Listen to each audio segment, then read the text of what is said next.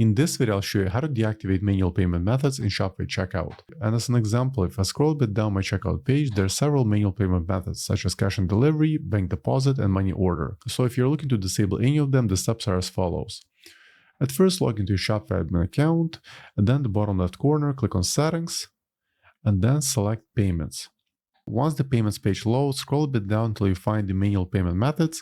Let's start off by deactivating the bank deposit method. For that, simply click on Edit, then the bottom left corner, click on Deactivate Bank Deposit, and now simply confirm the change.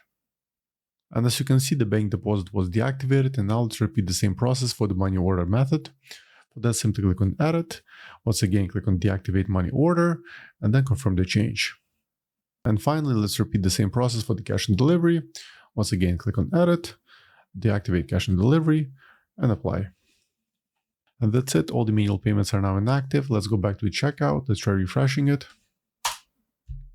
Let's take a look at the payment section, and as you can see, the manual payment methods are no longer available. So for now, that's all I want to show you in this video. I hope you found it useful, and for more Shopify tutorials, please subscribe to my channel. Thank you.